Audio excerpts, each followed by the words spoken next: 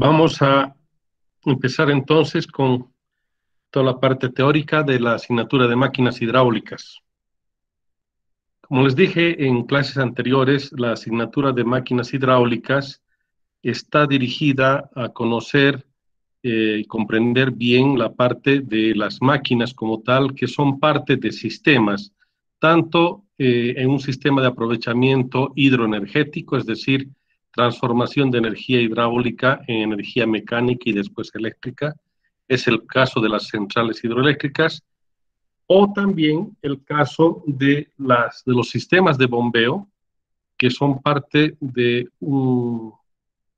digamos, una necesidad, no solamente en la parte de bombeo de agua, sino de otro tipo de líquidos. Bien, entonces veamos un poco qué es lo que vamos a ver en el tema 1. En el tema 1 vamos a ver primero la introducción a las máquinas hidráulicas, es decir, la parte de generalidades, la parte inicial de lo que son las máquinas hidráulicas, con su clasificación, y también veremos después la demanda y planillas de carga eléctricas. ¿Por qué vamos a ver esta parte de demanda y planillas de carga eléctricas? Porque para hacer el dimensionamiento correcto de una central hidroeléctrica, tenemos que saber nosotros cuáles son las demandas de energía. En el caso de centrales muy grandes, normalmente las demandas serán a nivel nacional, pero en proyectos pequeños serán demandas locales posiblemente. Y luego el tercer punto, a ver en el tema número 1, son los conceptos de caudal, altura y la relación de estos dos elementos, caudal y altura, y la potencia. Bien, veamos entonces primero la clasificación de las máquinas hidráulicas. Las máquinas hidráulicas están clasificadas desde mucho tiempo atrás y de manera además convencional. Y estas máquinas hidráulicas, que son las transformadoras de energía, ya sea energía hidráulica en energía mecánica, que es el caso de las turbinas, o energía mecánica en energía hidráulica, el caso de las bombas. Lo que nosotros estudiamos entonces en máquinas hidráulicas tiene dos grandes campos. El campo de las turbinas, que está acá en la parte superior, y ustedes pueden observar una fotografía de una turbina Pelton, que ya expliqué sus características de una clase anterior. Estas turbinas hidráulicas son las que transforman entonces la energía de fluido, o sea, llega energía hidráulica a la máquina, y esta máquina aprovecha esa energía hidráulica y la transforma en energía mecánica debido a que empieza a rotar. Esa energía mecánica después se conecta con un generador eléctrico normalmente y se transforma la energía mecánica en energía eléctrica que después utilizamos en diferentes puntos de consumo. Decía normalmente energía mecánica en hidráulica, en eléctrica, porque también una turbina hidráulica podría accionar directamente a sistemas mecánicos. En algunos casos, sistemas pequeños de turbinas hidráulicas están accionando, por ejemplo, a sierras circulares de carpintería, pequeños tornos, etc. Pero la mayoría de las veces vamos a tener una transformación de energía mecánica en energía eléctrica. Bien, estas son entonces las turbinas. Por el otro lado, esta clasificación muestra a las bombas. Y estas máquinas lo que hacen es transformar más bien una energía mecánica proveniente normalmente de un motor eléctrico. O puede ser otro tipo de accionamiento, un motor de combustión interna, por ejemplo. Pero lo que tenemos que hacer es introducir a la máquina como tal energía mecánica y hacer de que esta energía mecánica se convierta en energía de flujo, es decir, que se tenga que mover un fluido. En el caso de las bombas y las turbinas, trabajamos con fluidos incompresibles, quiere decir líquidos. Si fuese, por ejemplo, fluidos compresibles, estaríamos hablando, por ejemplo, de ventiladores o de compresores. En este caso, nosotros estudiamos las máquinas hidráulicas relacionadas con fluidos incompresibles, es decir, líquidos. Por tanto, estudiaremos turbinas y bombas. Y algo que es importante mencionar y además aclarar, si nosotros vemos en los libros de texto, tal como podrán observar en los textos que he puesto en el Classroom para que ustedes los descarguen y los tengan disponibles, estos textos en formato digital. Ahí, por ejemplo, la clasificación de las máquinas hidráulicas, tal como les estoy mostrando actualmente, tiene una consideración que dice lo siguiente. Por ejemplo, una turbina hidráulica, en muchos de esos textos o en las clasificaciones, se define como una máquina motora. O sea, una turbina es un motor hidráulico. En el video que vimos también de la microcentral hidroeléctrica de Pongo, ahí el que relataba decía, el agua que cae desde una cierta altura es suficiente para generar 5 kilowatts en un motor hidráulico. Y no es que estaba mal, sino es correcto. ¿Por qué motor hidráulico? Porque el motor lo que está haciendo es gira en base a un fluido que ingresa, en este caso. Si nosotros comparamos con un motor eléctrico, podríamos decir que el fluido eléctrico hace girar al motor eléctrico. En el caso entonces de la turbina, en el caso de observar desde el punto de vista del flujo, en este caso del flujo de agua, la turbina sería un motor hidráulico, porque está girando en base a un flujo que llega. En cambio, en las bombas, más bien es una máquina generadora de flujo, porque está haciendo la transformación de energía mecánica en energía hidráulica y está, entre comillas, digamos, generando flujo. Bien, parece contradictorio, porque nosotros las turbinas las utilizamos para generar, entre comillas la palabra generar, energía eléctrica. Pero en realidad lo que estamos haciendo es utilizar ese motor hidráulico para transformar energía hidráulica en energía eléctrica en definitiva. Bien, no se sorprendan, por lo tanto, si es que en las clasificaciones de los libros van a encontrar de que las turbinas son motores hidráulicos y las bombas son generadores hidráulicos. Ya les he aclarado por qué esa definición. Bien, veamos entonces la subclasificación. En el caso de las turbinas, vamos a empezar con este ramal, las turbinas hidráulicas se subdividen en dos tipos de máquinas. Las turbinas o máquinas de acción y las turbinas o máquinas de reacción. Esta definición se las realiza en base a una ecuación o un planteamiento que hizo Leonhard Euler, que vamos a estudiar nosotros después como la ecuación fundamental de las máquinas hidráulicas, y define lo que se llama grado de reacción de una máquina. Entonces, habla sobre la acción y sobre la reacción. Para poder entender mejor las diferencias de estas dos subclasificaciones, acción vamos a llamar a la característica de que el fluido que ingresa a la máquina, en este caso el rodete, digamos, de una turbina, como podemos observar acá en la imagen, la presión que llega a la máquina como tal no sufre alteración entre la entrada y la salida del fluido, pasando por esa máquina o por ese rodete. Quiere decir que si no hay un cambio de presión, decimos es una máquina de acción. Ahora, es importante aclarar lo siguiente. Resulta que el fluido que va a llegar por una tubería, tal como hemos visto en los videos y además en esa explicación de las turbinas hidráulicas, les he mostrado la tubería de presión. Indudablemente, dentro de la tubería de presión, obviamente hay una presión mucho mayor que la atmosférica. Pero cuando sale el fluido de esa tubería de presión, está llegando hacia la máquina a presión atmosférica. Por tanto, toda la presión o toda la energía de presión que tenía dentro de la tubería el fluido se convierte solamente en energía de velocidad con un chorro que sale. Eso vamos a ver a detalle, pero solamente para que me entiendan en la clasificación, voy a tratar de que me entiendan esa parte de la explicación. Entonces, cuando sale un chorro libre a presión atmosférica en este caso, y llega a hacer girar al rodete, o sea, la turbina, resulta que está entrando a presión atmosférica y el fluido, después de que ha hecho girar a la máquina, se va por gravedad hacia el río y también sale a presión atmosférica. Eso quiere decir que no ha habido cambio de presión entre la entrada y la salida del rodete. El fluido se ha mantenido a la misma presión.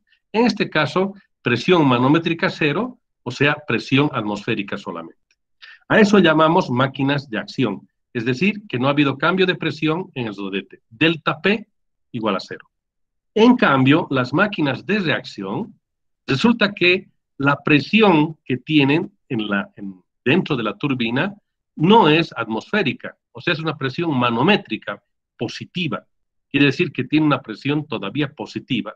Y el momento en que ingresa a la máquina y sale después, hay una transformación de presión, esa presión se convierte en velocidad y esa presión disminuye.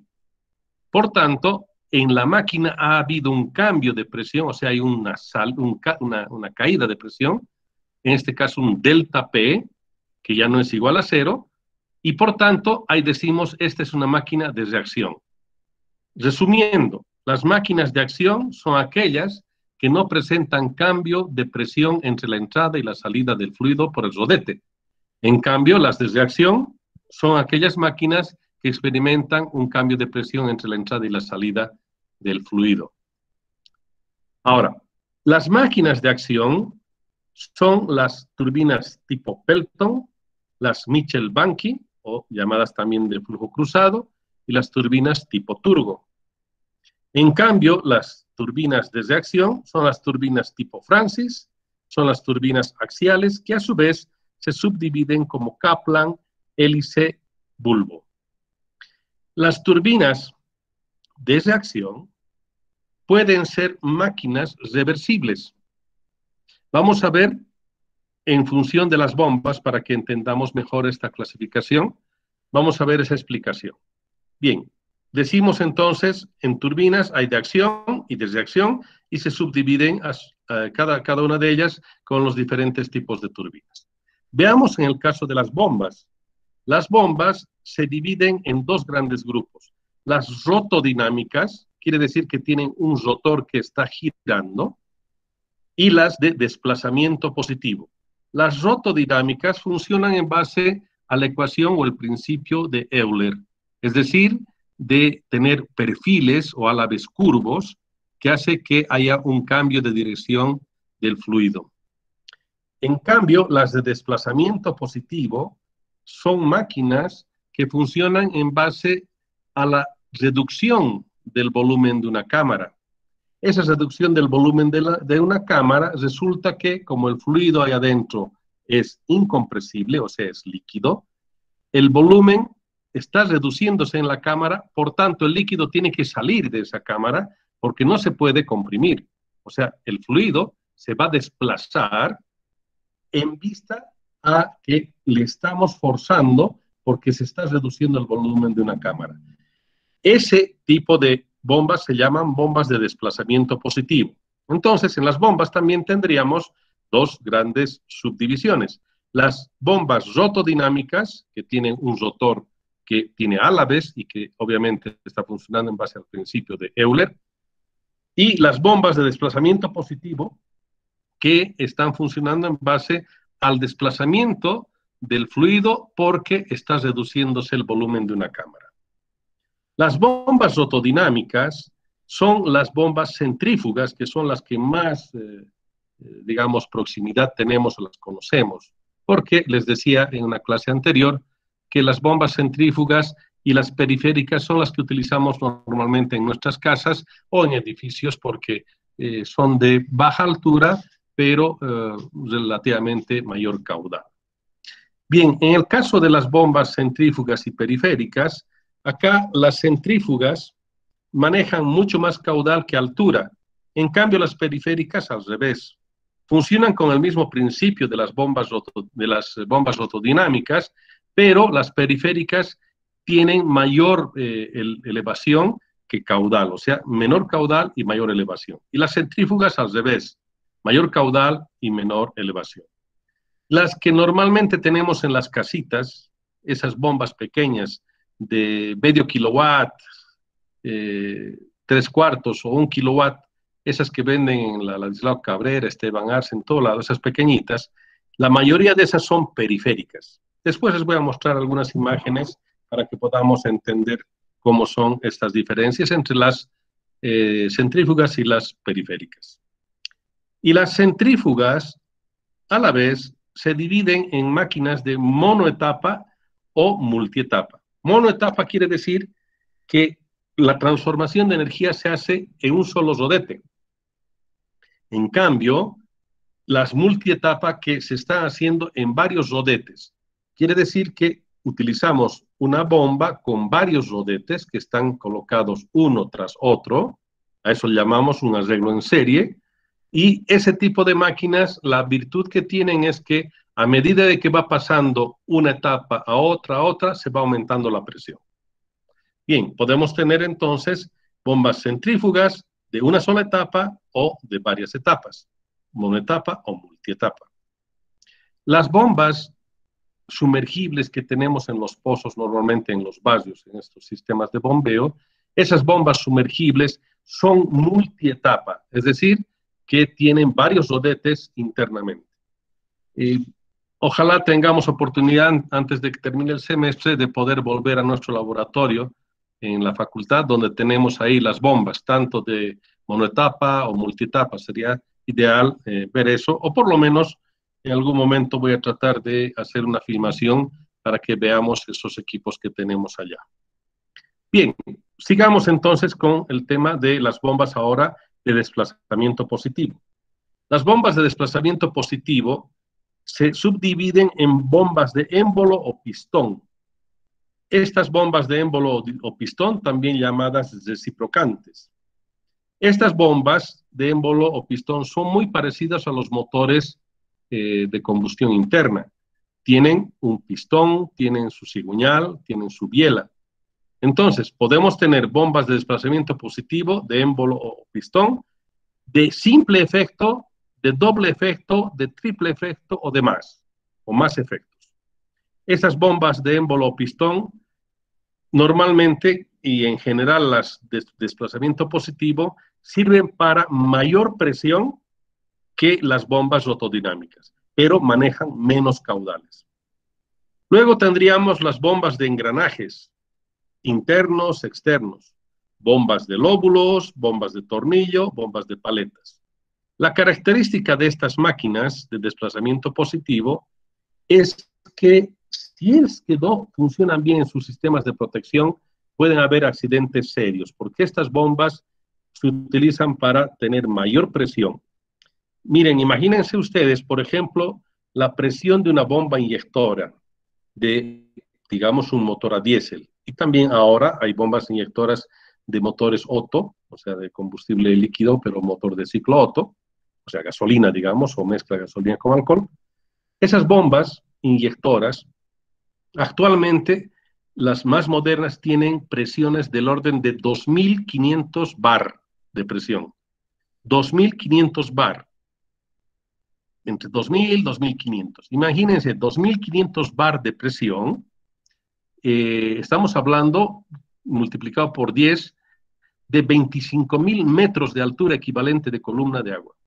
Una presión, pero impresionante. Esas máquinas de desplazamiento positivo son las que nos permiten llegar a ese nivel de presión. En cambio, las rotodinámicas no logran presiones elevadas. Estamos hablando de presiones del orden de 20, 30 bar, 40 bar, no más. Pero caudales sí, obviamente enormes. Bien, para terminar esta parte, acá tenemos una relación de las máquinas o turbinas llamadas de reacción con las bombas rotodinámicas. Y hay un letrero que dice reversibles.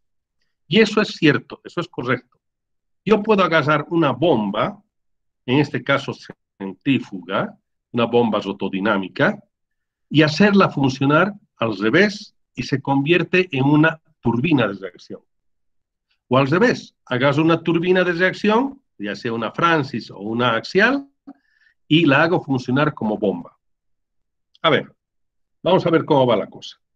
Por ejemplo, si yo tengo una bomba, en la bomba, imaginémonos acá en la figura que está acá abajo, tenemos esta parte que está acá, el extremo izquierdo es la parte de la bomba, Lo que está, la parte mayor, la más grande, es el motor eléctrico. Pero solamente la bomba es esta parte que nosotros vemos y tiene un ducto de ingreso acá en la parte inicial. Vamos a ver esto. Acá tenemos entonces el ducto de ingreso y por la parte externa, acá en la parte superior, estaría el ducto de salida. Una bomba centrífuga, por ejemplo, si está funcionando de manera normal, este motor eléctrico hace que el rodete que está acá adentro gire y absorbe, succiona fluido entonces por la parte central y la energía mecánica de este rotor que está en movimiento se le transfiere al líquido, por tanto genera flujo, o sea que el flujo del líquido empieza a salir por la parte de esta brida que está en la parte superior, o sea, el ducto de expulsión o de salida de la bomba.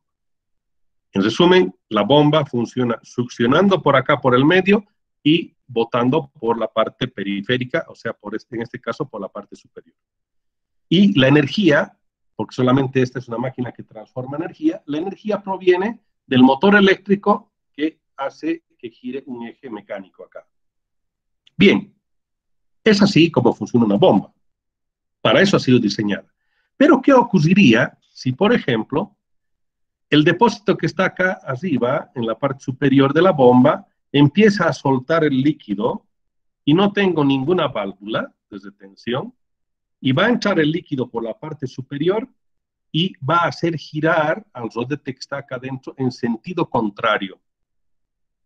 Lo que va a suceder es entonces que esta bomba se está convirtiendo en turbina, porque el agua va a ingresar por la parte superior, va a hacer girar al rodete y va a salir por el centro de la bomba.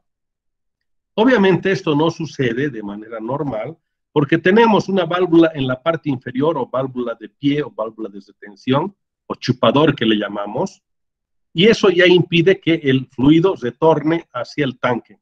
Pero también se tiene que poner una válvula por encima de la bomba, en la tubería de impulsión, para evitar el golpe de ariete y obviamente también que haya un retorno del fluido que haga que la bomba empiece a girar en sentido contrario.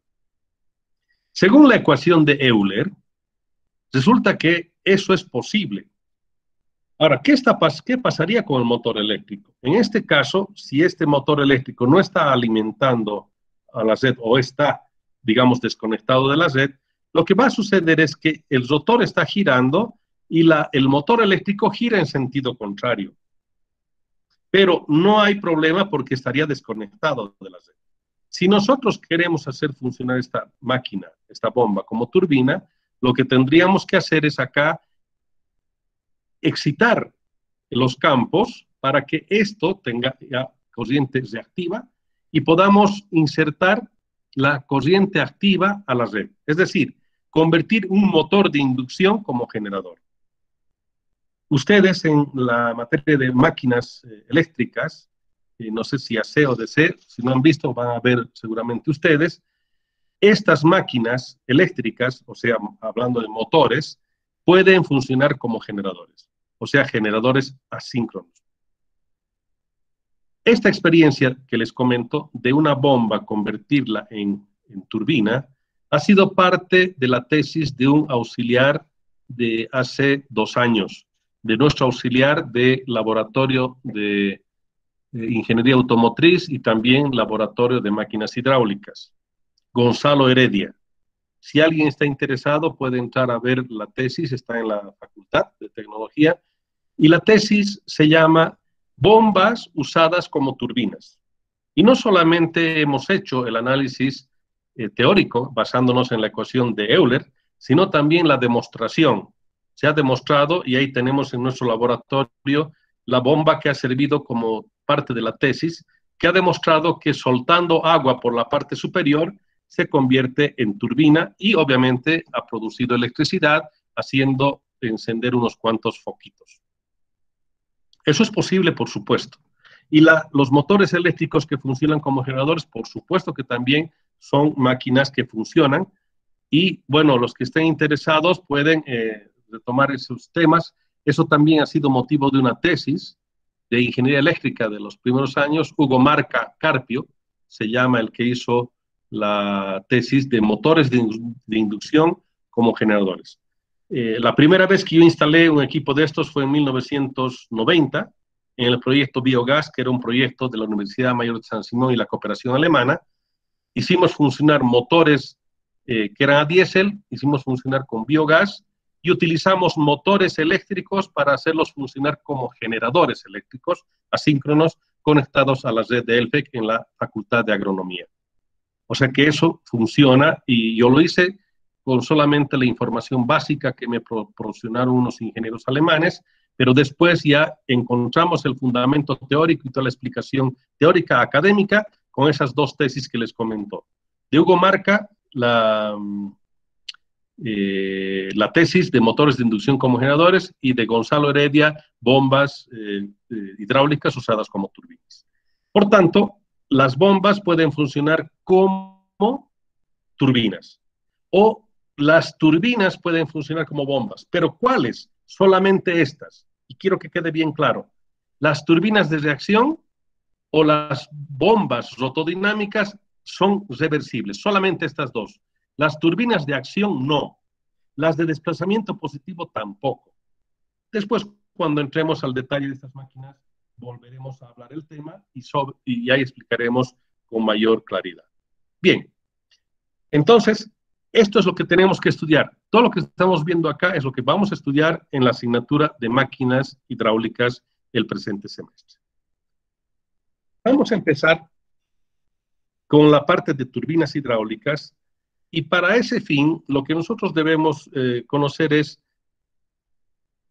cómo es un sistema, en realidad, de una central hidroeléctrica, qué componentes tiene.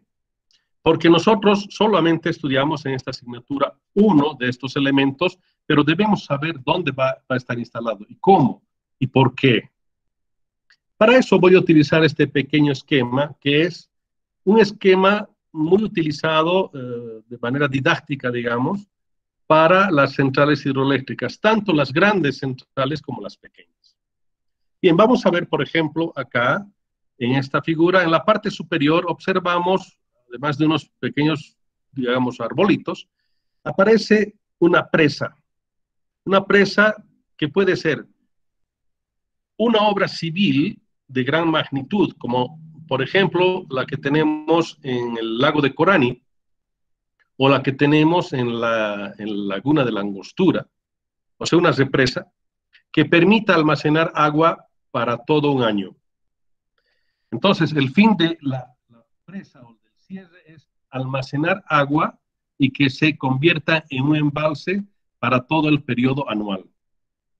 Bien, Misikuni también tiene exactamente lo mismo. En el caso de Misikuni, tenemos una represa que no solamente permite el almacenamiento de agua para la central hidroeléctrica, sino también para el agua potable, porque ese proyecto es un proyecto múltiple. Bien, por tanto, va a haber una obra civil que va a ser una represa, o puede ser solamente un canal de derivación, un pequeño barrage que se llama, o un pequeño asud, de más o menos 50 centímetros o 1 metro de altura. Una obra civil pequeña, pero que permita sacar el líquido hacia un lado, es decir, hacia la parte lateral. En el caso de la represa, normalmente tenemos en la parte inferior un ducto que sale de ahí, o en el caso de las centrales de derivación, tenemos una obra civil, una pequeña cámara que ya saca el agua por un lado. Bien, cualquiera de las dos formas, la idea es que nos permita sacar el agua de ese recurso hídrico que estaba en escorrentía. Bien, el agua que se saca por un costado debe recorrer un camino que, en función de la pendiente establecida, habrá que ver qué longitud tiene ese canal. Se hace entonces un canal, dependiendo de los proyectos. Pueden ser canales de 500 metros, 1000 metros o más, posiblemente 5, 6, 10 kilómetros. Entonces depende mucho de qué pendiente tiene este río y qué pendiente vamos a lograr tener con llevar el agua por un canal correspondiente. Luego llega a un depósito que se llama depósito de carga o cámara de carga. Y acá en estas obras civiles tenemos lo que se llaman desarenadores y desgravadores. El desgravador es la obra civil para poder sacar las piedras, o sea, son rejillas fundamentalmente que no dejan que entren piedras como cascajo o ese tipo de material.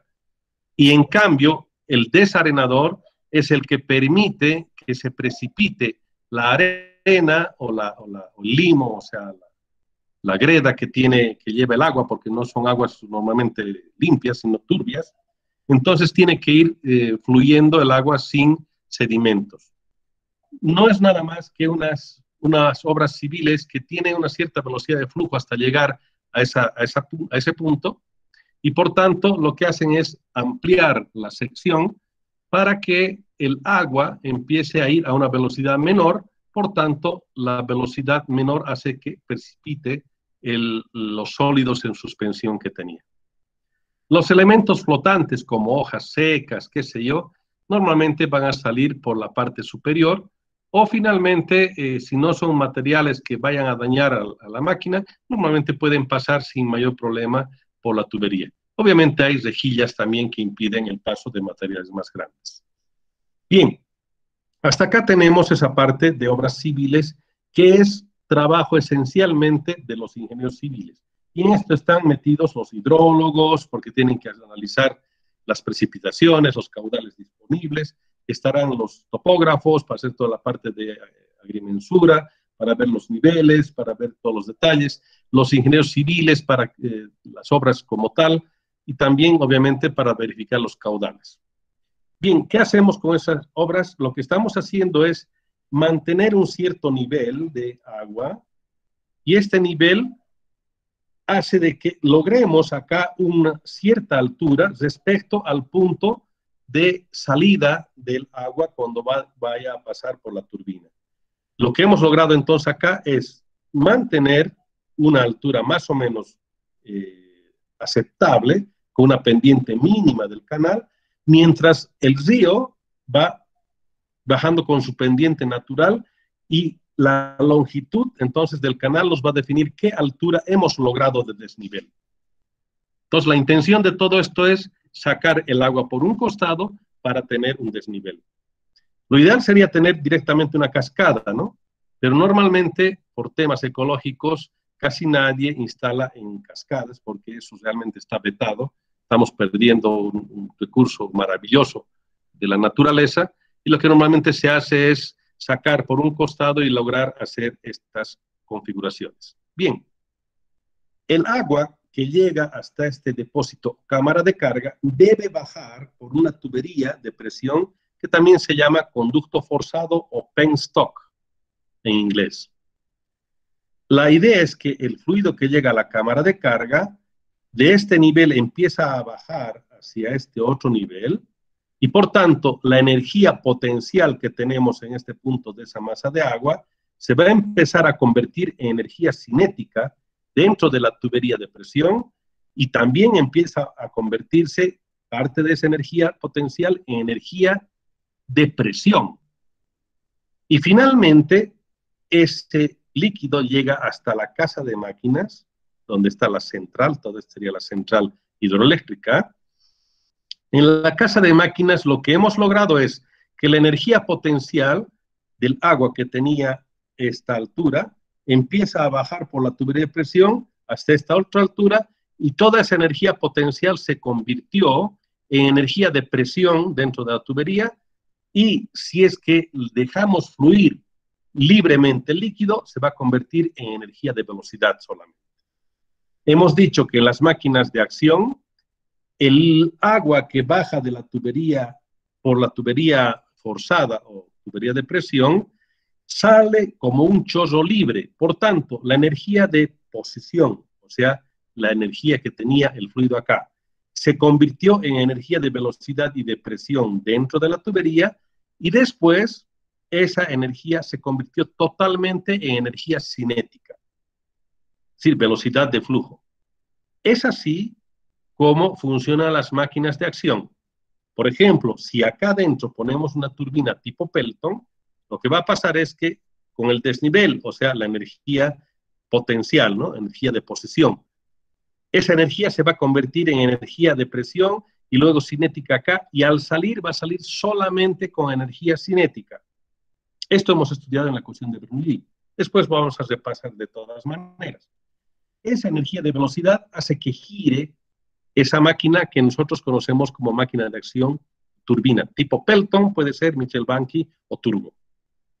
En cambio, si decidimos no poner una turbina de acción y ponemos una turbina de reacción, esta configuración llega a ser exactamente la misma, no cambia, las obras civiles siguen siendo las mismas, la tubería de presión sigue siendo la misma, solamente que acá internamente en la casa de máquinas vamos a poner otro tipo de máquina, que sería una máquina de reacción, y que ya no vamos a hacer de que el fluido salga libremente por la tubería, sino que tenga una cierta presión, y esa presión va a provocar un movimiento todavía en el rodete, y va a haber un cambio de presión, saliendo inclusive a presión negativa, o sea, presión menos que la atmosférica, para que haya un delta P, o sea, un salto de presión, un gradiente bastante alto, y parte del flujo va a continuar como velocidad.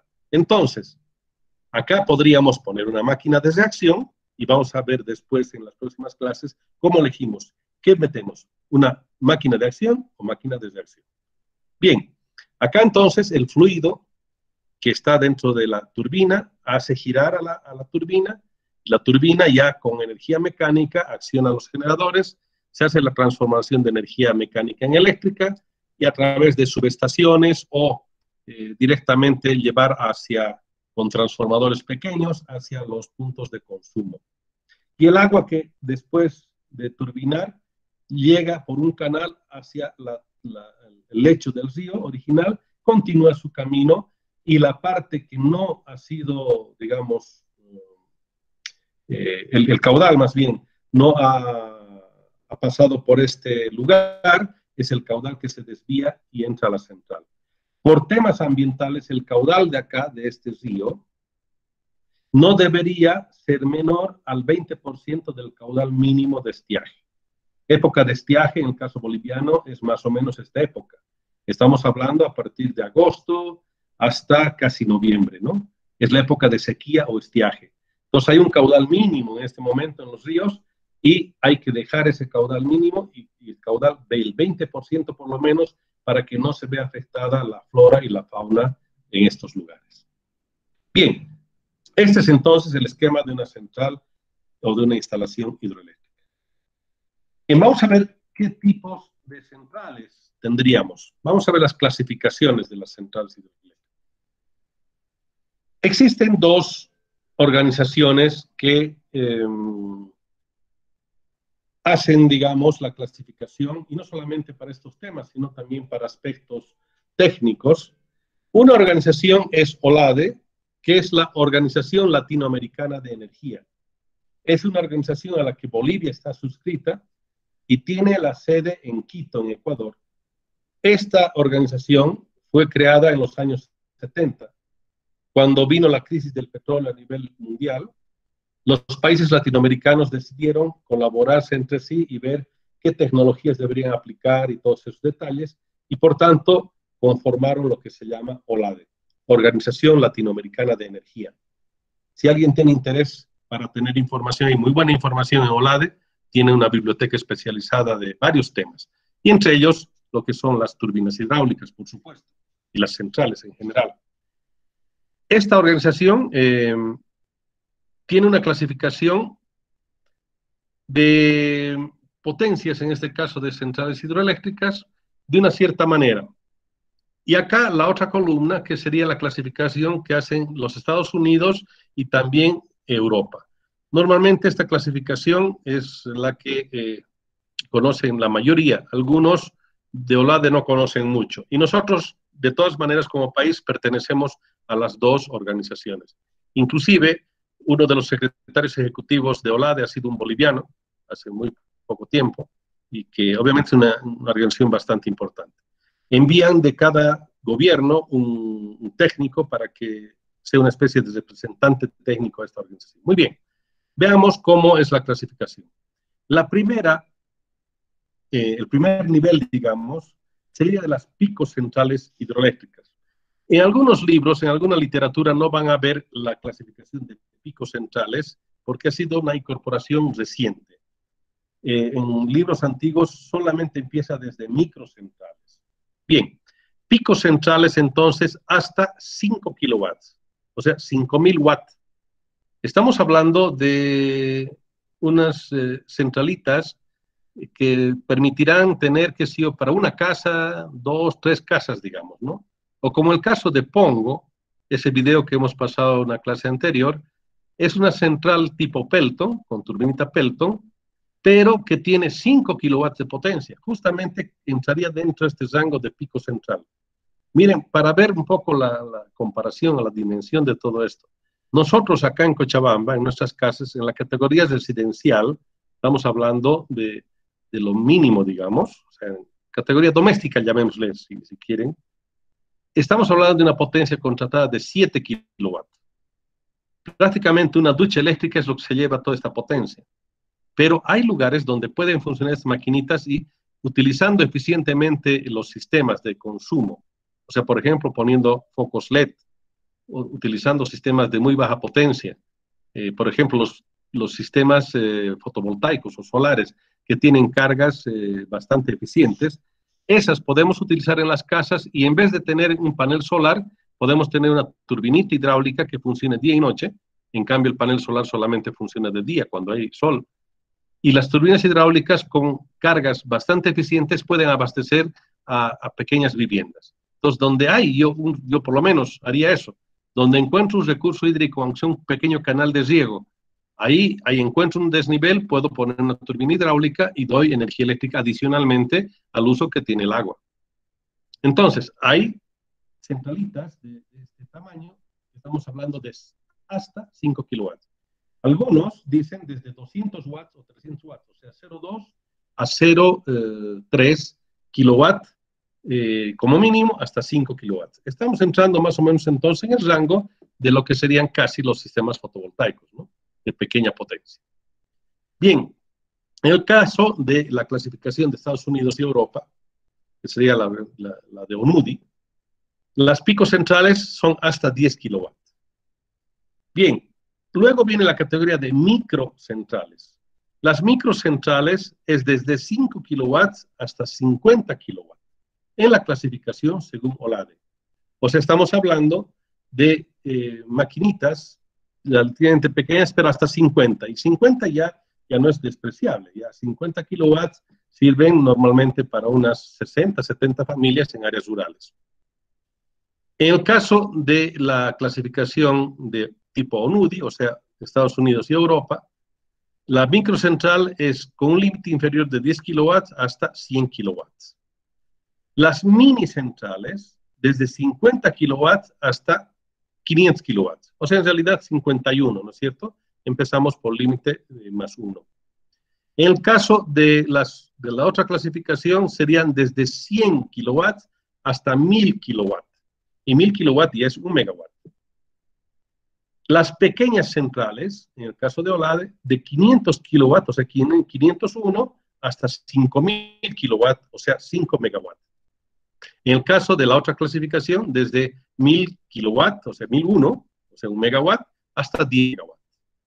Luego viene lo que se llaman medianas centrales, de 5 megas hasta 50, luego de 10 hasta 100 en la otra clasificación, y finalmente las grandes centrales, que en el caso de OLADE serían mayores a 50 megas, y en el caso de las de la clasificación de OLAD, de ONUDI, o sea, de Estados Unidos y Europa, estamos hablando centrales de mayores a 100 megawatts. Esta clasificación es desde el punto de vista técnico. ¿Alguna vez van a escuchar hablar ustedes de las megacentrales? Las megacentrales es un término coloquial o periodístico, qué sé yo, o digamos, algo como para tratar de denotar que es muy grande, ¿no? Mega sabemos que es el millón, o sea, mega es la abreviación de millón. En ese caso, si hablamos de las megacentrales, basta que tengas 1 mega, ¿verdad? Digamos, en el caso de una mini central, hasta 1 megawatt en esta clasificación.